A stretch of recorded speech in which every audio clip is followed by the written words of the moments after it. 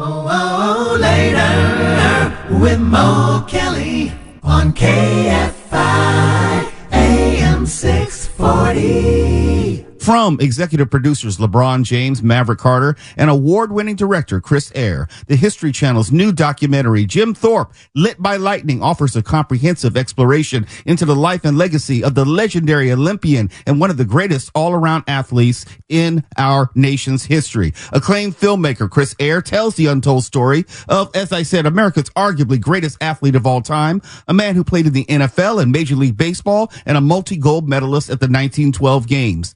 Jim Thorpe, I haven't seen that level of greatness in so many sports. And yet, not many people remember his name. Growing up on the reservation, he liked challenging his own body. That was like a natural cross-training. Jim Thorpe was made for football. He's running, he's kicking, he's tackling. Jim plays every minute of the game, offense and defense. Jim Thorpe is at the top of his game, and yet he was about to level up again.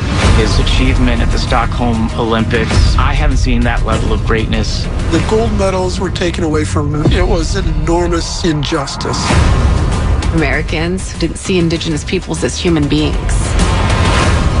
He really created that sport. He was the greatest athlete of all time and one of the greatest Americans who ever lived. Jim Thorpe, Lit by Lightning, premieres Monday, July 7th at 8. Part of History Honors 250, only on the History Channel. And Chris Eyre joins me now on the show. Chris, good evening. Thank you for your work. Great, Mo. Thanks for having me. I appreciate it, and I'm excited to talk about Jim Thorpe, Lit by Lightning. I am a student of history. I'm a student of sports history as well. And I know that we have multiple generations which have grown up with no knowledge of the significance and greatness of Jim Thorpe. And that's probably why, or at least part of the reason why you've done Jim Thorpe, Lit by Lightning. But just top line for me, the significance of his contributions and exploits in telling the fullness of American history. Well, I think it's important that we tell these stories so people remember. We can reconfer on why somebody's regarded with the admiration that they are. And Jim Thorpe is part of that story. I mean, when you talk about, his accomplishments in athletics, they're still unparalleled to anyone else. When you talk about LeBron James, who's endorsed this and is an executive producer and a GOAT himself, and he's saying Jim Thorpe is the greatest athlete of all time and one of the greatest Americans that ever lived, it really gives you the scope of what we're talking about here. So, the likes of which, Barry Bonds and Deion Sanders and Michael Jordan, all of these are great, great GOATs. But Jim Thorpe is in a category by himself. Like you said, he played professional football in which he won 9 championships with the Canton Bulldogs of the American Football League, which would become the NFL.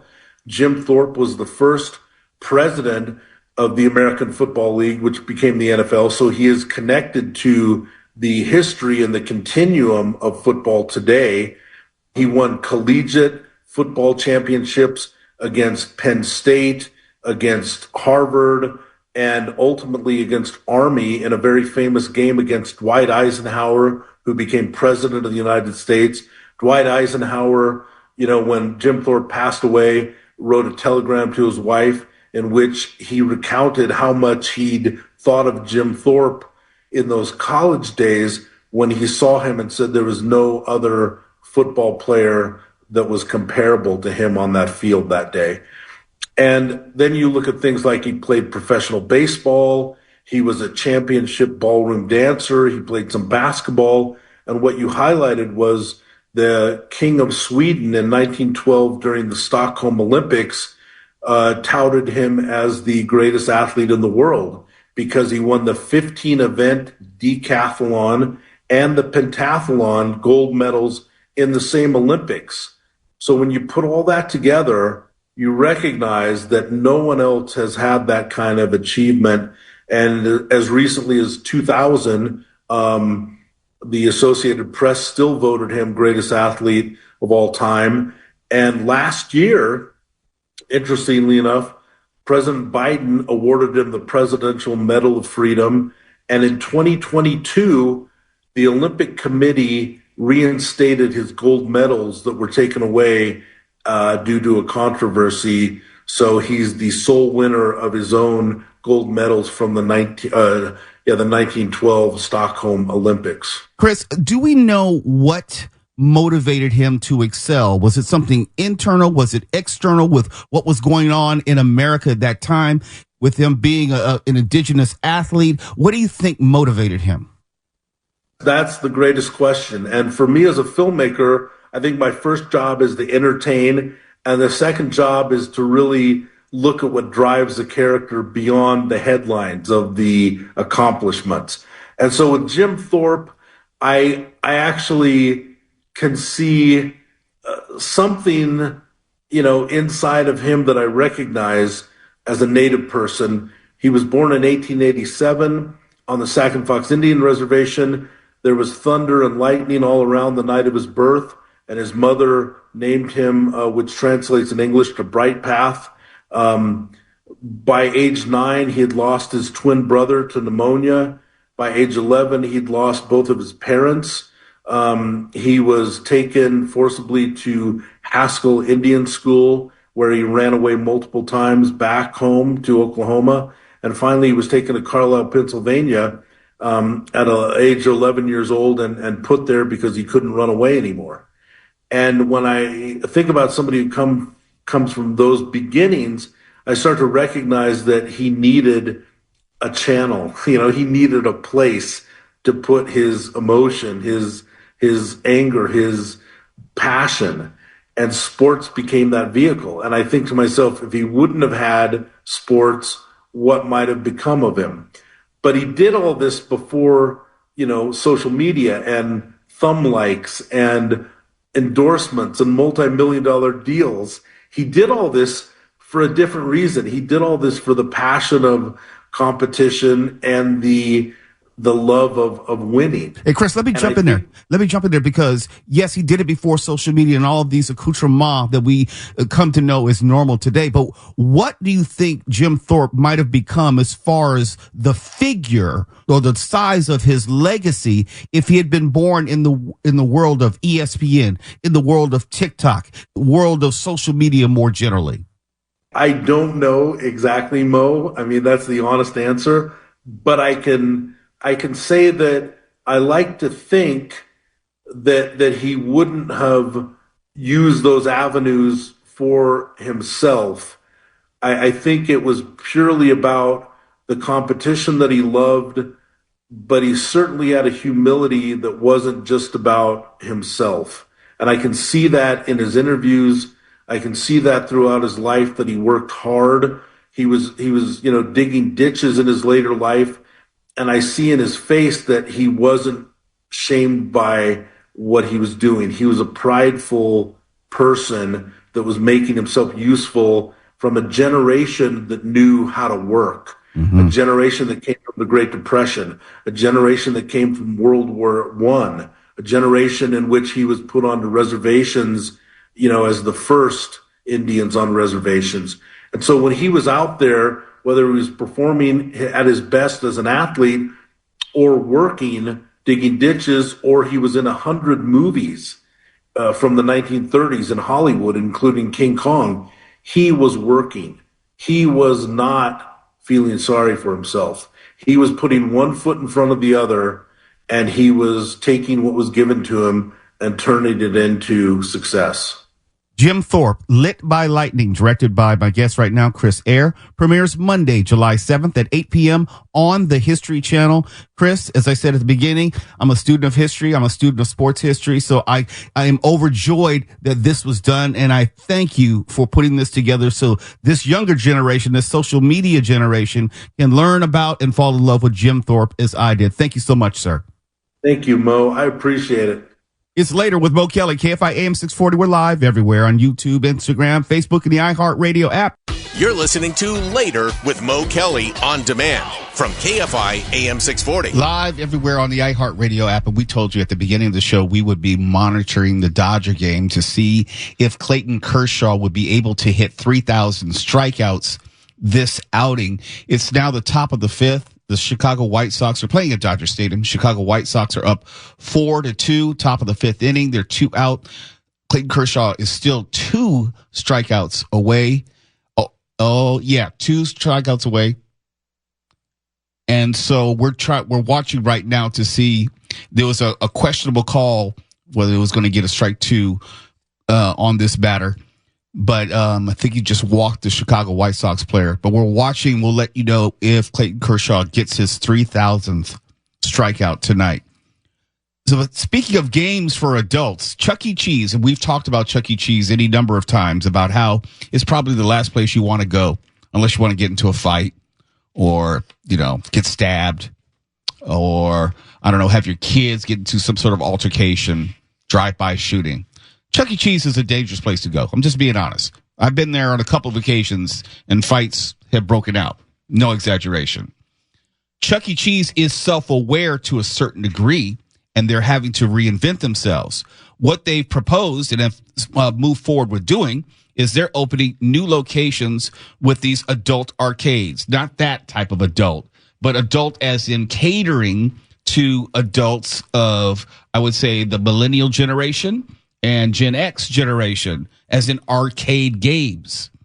These new arcades will feature retro favorites like Biz Pac-Man, Donkey Kong, alongside modern titles including Jurassic Park, Halo, and Connect 4 hoops.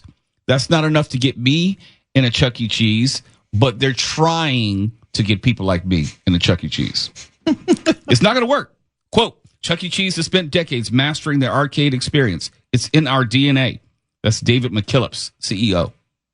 Chuck's Arcade is a natural evolution, an opportunity to extend our arcade legacy into new formats that engage both lifelong fans and a new generation through a curated mix of retro classics and cutting-edge experiences. I thought all the DNA was in the ball pit.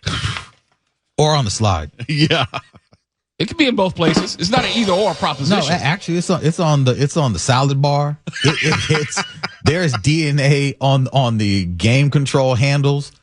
It's these little crumb snatchers leave DNA everywhere. I don't know if they ever clean the place ever, or at least the one in Carson I went to was never clean. How would you clean the ball pit? No, I'll tell you. I watched it. There was a report of a diaper. This the last time I went. Oh, my son was 8, and we went to a birthday party there, and there was a report of a diaper left in the ball pit.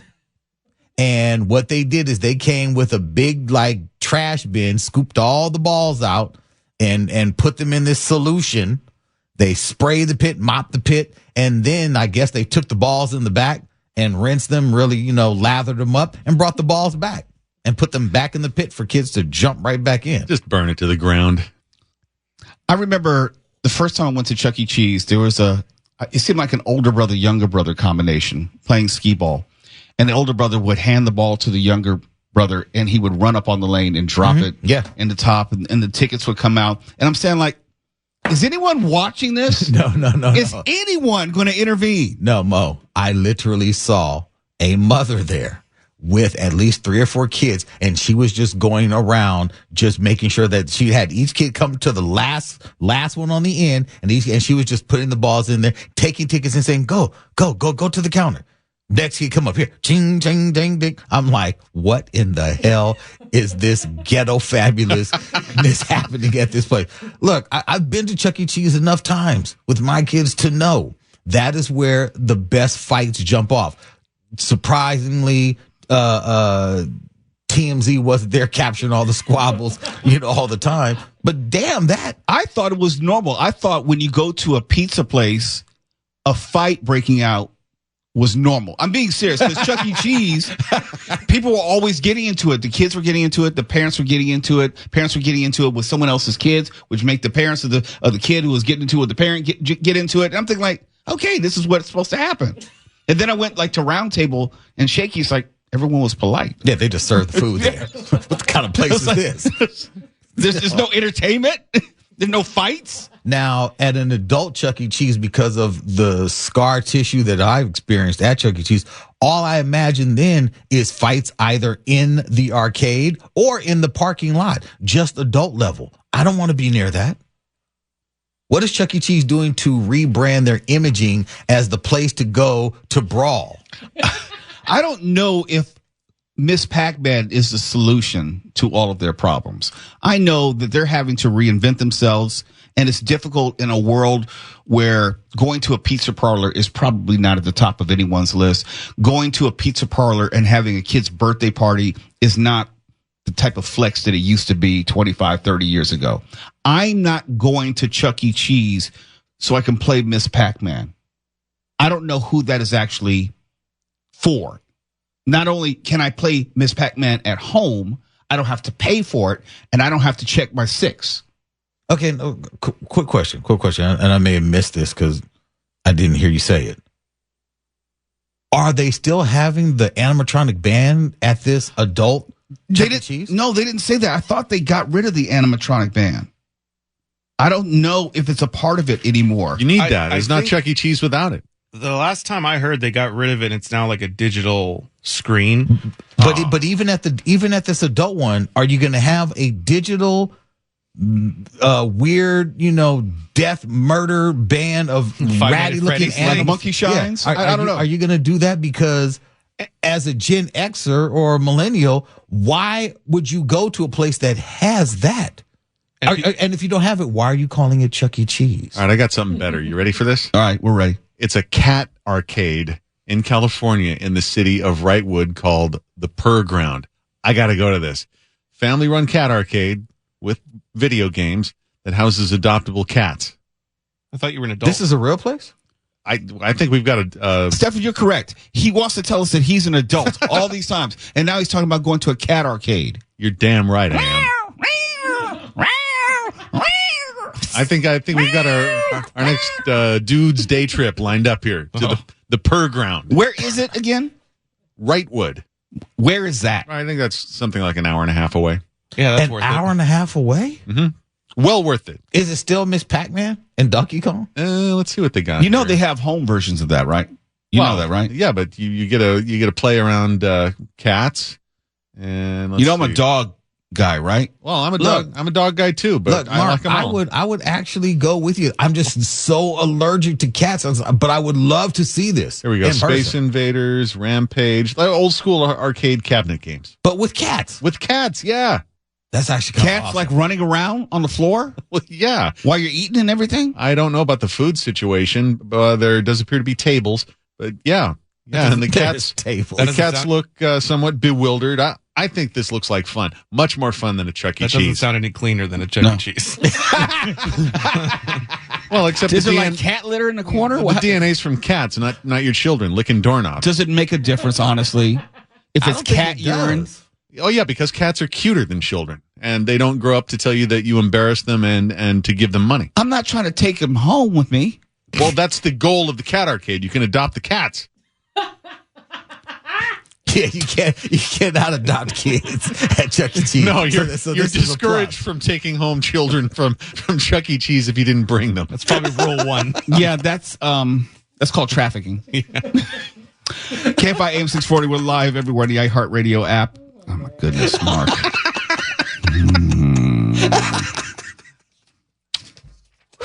I'm giving you time to reset. It's like the Life cereal Mikey of cats here. You're listening to Later with Mo Kelly on demand from KFI AM 640.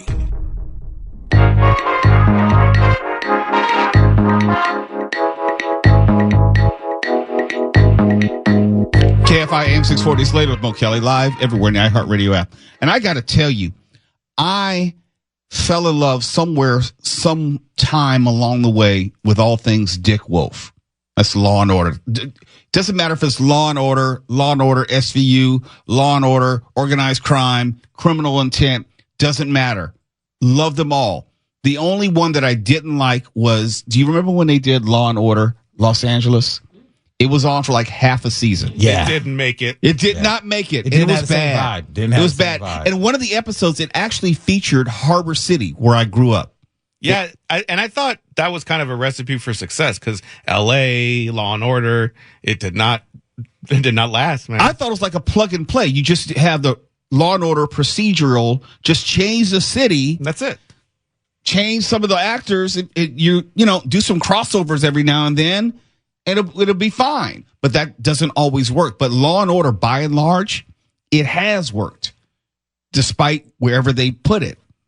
I did not know until like maybe last week or so there was a Law and Order Toronto Criminal Intent, which has already had one season in Canada. And the CW has picked it up for 2 seasons, but season 1 is going to start airing here on the CW September 24th. I'm thinking like, number one, how did I not know this? And number 2, I wonder, I don't know this, and it is a Dick Wolf production, or at least he's getting credit for it. I wonder whether this might be the beginning of a trend where you start farming out these really popular shows, but put them in different cities. Like you had CSI, you had CSI Miami, and what have you. Or you have Chicago PD, Chicago Med, and everything. But if they start doing that internationally, I could see how that could catch on. And Law and Order, Toronto, CI, Criminal Intent, might be the beginning of that. Because when we talk about how television and movie production has left California, has left the United States in some instances. Like, for example, the show Suits, which was on, originally was a USA Network, and then they put it on Netflix, or I should say relicensed it to Netflix and became a big hit. Out of that, they tried Suits LA, which bombed. Speaking of LA, it bombed. Yeah. It must be LA, just it's not conducive. No one wants LA. Yeah. Well, you can't do another lawyer show in LA because anything is going to pale to LA Law. You can't do another show. Like, you would think that, but LA Law is 40 years in the mirror now, rearview mirror. Yeah, but it's not the same television audience. Yeah, maybe, but I think that was something that hit because there has not been a good legal show in LA since then. So there's something about what they captured in LA Law. And especially, I mean, I think the reason that Law and Order LA didn't work is because here in LA, all we ever think about is cops, uniformed officers in Los Angeles. Cop shows work in LA. Cop shows work because we're too familiar with cops. We don't ever see or think about detectives in the City of Angels. We just don't. Yeah, there's even a Long Beach PD show. My wife was watching. I can't remember. I don't know if it was on Prime or Netflix, but it was actually directed by Eric LaSalle. Oh, I know it's wrong. Yes, and he also directed Chicago PD. So the police procedural works here in LA. You talk about 911 or all of those shows. Wait, was that a reality show, or am I thinking of? No, the one with Angela Bassett. Oh, okay, never mind then. I was thinking of something else. I think that's the name of it. But I'm saying, it's 911 or something. Yeah, where it follows the cops. I forgot. No, not a reality show. This is Oh, okay. Yeah, 911 is with Angela Bassett. That's cops and firefighters and the like. And those things work in LA because that's our familiarity. That's what we see on TV. In a city like New York, you may be as big as it is and how things may get hidden a lot more. I can see how we all think about detectives have to get into that nitty gritty because how do you find anything in New York? It's just too big, too expansive and stuff like that. I wonder though, for me, I'd like to see a Law and Order shot somewhere in Asia, whether it's Law and Order Tokyo, Law and Order, just something like that. Cause I'd be into that. We're on the same page because I think that's coming. I think when you have a Law and Order CI, Toronto CI, you've then acknowledged that Law and Order with its 25 seasons, the original, has a worldwide recognition. It's a worldwide brand. And now since TV is accessible anywhere, everywhere, it's not even probably an American perceived property. It's just a show. And since it's a procedural, you can do that just about anywhere on any continent if you apply the same formula. And look, if put it this way, it's Canada. If you could do it in Canada, I'm sure you could do it in Tokyo. A Law and Order Tokyo? Yeah, that would work. Yeah. Sign me up for that. And we've seen, I'll say, did you ever see, I know Mark did, Tokyo Vice on HBO? It's really good, yeah. It was, and it basically was a cop procedural at its heart. Well, with a reporter, but a reporter is essentially a detective without a gun. But you can see how it would translate, no pun intended. Oh, it would definitely work. Wait a minute. We're skipping over something. Mark, Don't you have a connection to Law and Order? I wrote tons of Law and Order mobile game scripts for NBC Universal to the point where I thought I could represent myself in court if I had to. But yeah, I got the formula down. I watched something like 200 episodes before I put pen to paper. So it's in my DNA. So just for a callback there to the ball pit, Law and Order's totally in my DNA. We got to do a Law and Order KFI for all the stuff that goes on around here. We need someone to solve. We need someone to solve the mystery of who took a dump in the middle of the bathroom on the 4th floor. It should be a capital crime. And it seems Kershaw just got his 3,000th strikeout. Yes, he just got his 3,000th strikeout right now against the Chicago White Sox, and they're stopping the game to acknowledge it. You may not be a baseball historian, but you're looking at most likely the last pitcher to get 3,000 strikeouts in a major league. Now, there's Chris Sale, who has 2,500. He's 36 years old. He has an outside shot. Depends on how long he's able to play at a certain level. But for a pitcher to get 3,000 strikeouts in today's game, where you have middle relievers, you have setup men, closers, you don't have pitchers pitching as many innings or throwing as many pitches in a game as they did in previous generations. So Clayton Kershaw, first ballot Hall of Famer, one of the greatest to ever pitch in the Dodgers uniform, and I say that inclusive of Sandy Koufax. And I know that's high praise, but there's evidence to support it. An absolute legend, 3,000 strikeouts. It's Later with Mo Kelly, KFI AM 640 live everywhere in the iHeartRadio app. You're listening to Later with Mo Kelly on demand from KFI AM 640. Hey, it's Conway Show tomorrow at 4 p.m. I'm not going to be here, but Steph Fouche put together the best of, and it's fantastic. So you got to be here tomorrow at 4 p.m. Guarantee you a laugh. It's Conway Show tomorrow at 4 p.m. Did you really put the show together, Stefan? Did you? I really did. Is it really funny? Well, you have to listen to find out. Okay. That's a nice tease. I'll definitely be listening. Okay. Well, maybe not, because I won't be here tomorrow. Oh, my goodness. We'll tell you about it later. Oh, my goodness. Yeah. Buried the lead. What is probably the worst part of going to the movies? Is there one particular thing that we all can agree on? Not everyone has to deal with kids kicking the back of their chair. I have, but not all of us. Not all of us have to deal with a dirty theater. I've dealt with it. Maybe you have, but not everyone has the same experience. Is there one thing that we all universally dislike when it comes to going to the movie theater? To laugh, to cry, to care. Because we need that, all of us. Well, yes, Nicole Kidman is part of it. What if I told you that AMC Theaters, the biggest theater chain in the United States, is going to add 25 to 30 minutes of previews before the movie starts? I'm not talking about just video content. You know, you come in and sit down in your chair and they have all sorts of like trivia games and have short little vignettes. I'm not talking about that. I'm talking about 25 to 30 minutes of previews on top of what you're there for. So if the movie start time says 2 p.m., that's when the 25 to 30 minutes of previews will begin. And I get it. You have these movie theaters which are struggling. We talk about it every single week. And I said that you need a movie not only to do well, but you need a movie to do well enough for people to want to come to the theaters during the week, because they're open 7 days a week. It's not like they just come in on Friday, Saturday, Sunday, and that's enough to keep the doors open Monday, Tuesday, Wednesday, Thursday. So you need people to support the movie theater every single day. But in absence of that, they have to make money somehow. And if you're not there to see the movie during the week, or if a movie underperforms, and they have like theaters that Mark will tell you about where he was literally the only person in the theater. That happens pretty often. Yeah, that's not sustainable. These movie theaters are looking for new ways to bring in other forms of revenue. If you're not going to be there but in seat, also purchasing concessions, then there has to be something else in which they can charge money for. Oh, my goodness, advertisements.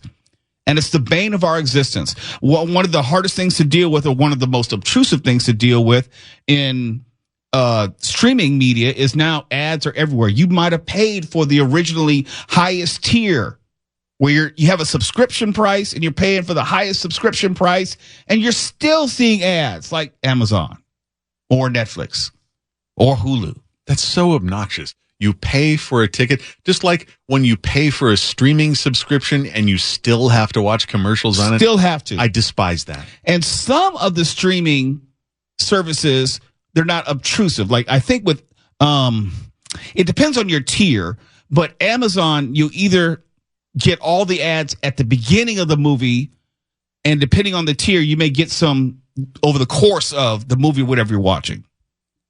Now, I know some people are watching our YouTube stream right now and complaining about the ads which are popping up. We're working on it. We're doing the best we can.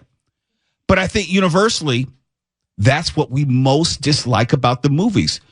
Now, if there's a trailer or two that you are hoping to see or you're excited to see, that's different. But that's one or two at the most.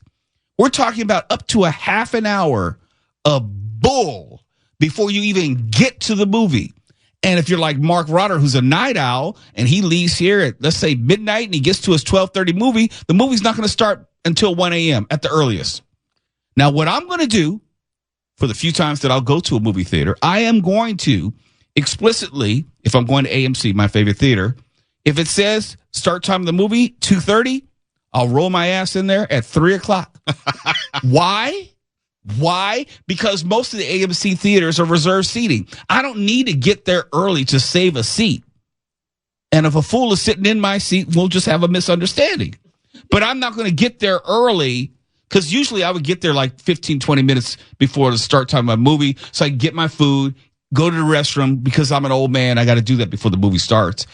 And then sit down, check my messages on my phone, whatever, so I can turn on my phone and I'm ready for the movie.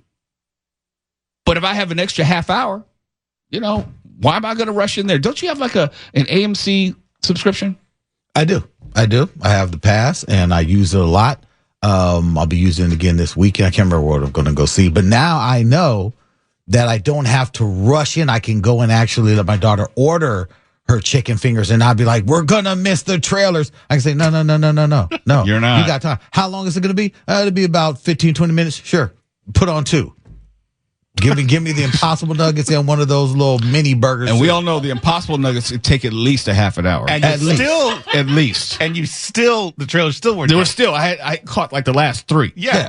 So this is good for everyone who's used to being late. Real quick though, and I know how much you wanted to hear just a little taste of what it was like when Kershaw hit 3,000. Yeah. We have just the moment it happened. Okay. So far, that's all I could capture. All right. The ravine rises, ready to erupt.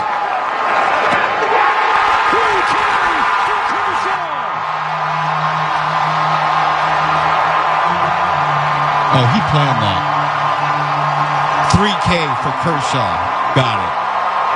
He was probably practicing the mirror. 3K for Kershaw. 3K for Kershaw. He probably did like a William Shatner. 3K for Kershaw. 3K for Kershaw. Let's hear it one more time, because he practiced it. I want to give him his money's worth. The ravine rises, ready to erupt. 3K for Kershaw.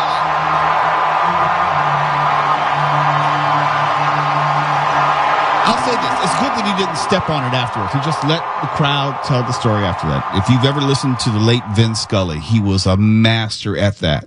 He didn't try to fill the time with unnecessary words.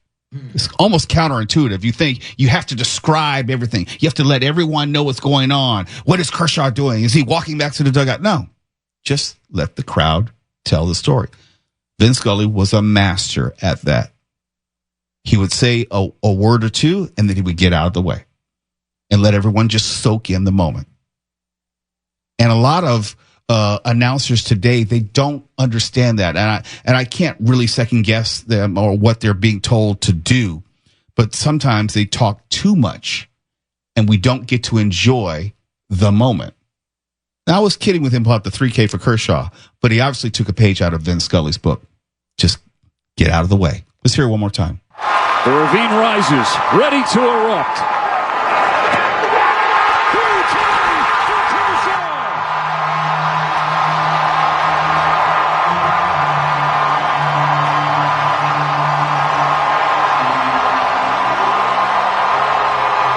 KFI AM 640, we're live everywhere in the iHeartRadio app. KFI and KOST HD2, Los Angeles, Orange County. More stimulating talk.